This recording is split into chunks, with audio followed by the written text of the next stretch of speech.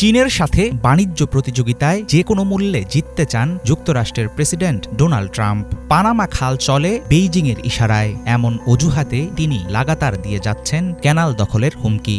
আন্তর্জাতিক ব্যবসায় মালামাল পরিবহনে অত্যন্ত গুরুত্বপূর্ণ ৮২ কিলোমিটার দীর্ঘ নৌপথ কি আসলেই নিয়ন্ত্রণ করে চীন?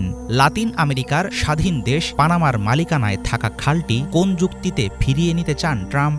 এই রিপাবলিকান নেতা কি নেমেছেন আমেরিকার সীমানা বৃদ্ধির অলীক স্বপ্নপূরণে, নাকি মার্কিন জাহাজ চলাচলে শুল্ক কমানোই তার মূল লক্ষ্য? আসলে কি ঘটছে পানামা নিয়ে? কেন আসছে চীনের নাম? আটলান্টিক ও প্রশান্ত মহাসাগরের মধ্যে সংযোগ স্থাপনকারী পানামা খাল ভূরাজনৈতিক কারণে অনেক গুরুত্বপূর্ণ। পণ্য আমদানি রফতানির কাজে খালটিকে সবচেয়ে বেশি ব্যবহার করে থাকে চীন ও যুক্তরাষ্ট্র। প্রতি বছর পানামা ক্যানাল দিয়ে যাতায়াত করে প্রায় ১৪,০০০ জাহাজ, এর বেশিরভাগই কন্টেইনার বহনকারী শিপ। মার্কিন কন্টেইনারের আনুমানিক ৪০% পরিবহন করা হয় এই জলপথে। এমন একটি নৌপথে সত্যিকার অর্থে চীনের প্রভাব বাড়লে চলমান বাণিজ্য যুদ্ধে বেকায়দায় পড়বে ওয়াশিংটন। সে কারণেই হয়তো আগ বাড়িয়ে বাজিমাত করতে উঠে পড়ে লেগেছেন ডোনাল্ড ট্রাম্প। কিন্তু পানামায় চীনা নিয়ন্ত্রণের গল্প কিভাবে বানাচ্ছেন মার্কিন প্রেসিডেন্ট? পানামা খাল পরিচালনা করে চীন, এমন দাবির বিপক্ষে কোনো ধরনের প্রমাণ হাজিরের গরজ দেখাননি ডোনাল্ড ট্রাম্প। ১৯৯৭ সাল থেকে খালটির দুই দিকের প্রবেশ মুখে মোট ৫টি বন্দরের ২টি পরিচালনা করে Panama ports company PPC. Hong Kong ভিত্তিক সিকে হাচিসন হোল্ডিংস পিপিসির মূল মালিক। সম্ভবত এর উপর ভিত্তি করেই পানামা পুনর্দখলের কথা বলছেন ট্রাম্প। চীনের মহাপ্রকল্প বেল্ট অ্যান্ড রোড ইনফ্রাস্ট্রাকচার ড্রাইভে প্রথম লাতিন আমেরিকার দেশ হিসাবে যোগ দিয়েছিল পানামা। মার্কিন ছাতার নিচে থাকা অঞ্চলগুলোতে বেইজিংয়ের ক্রমবর্ধমান প্রভাব বিস্তার ঠেকানো ট্রাম্পের অন্যতম লক্ষ্য হতে পারে বলে মনে করেন আন্তর্জাতিক বিশ্লেষকরা।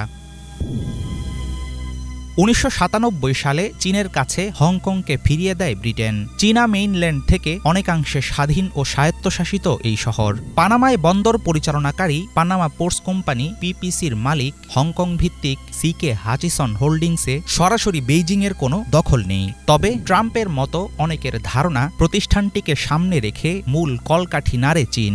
অথচ পানামার বন্দরগুলোতে কেবল কন্টেইনার উঠানামা করানো ও ফুয়েল সাপ্লাইয়ের কাজ করে থাকে পিপিসি। ক্যানালে যাতায়াতের মূল নিয়ন্ত্রণ সবসময়ই রয়েছে পানামা সরকারের হাতে।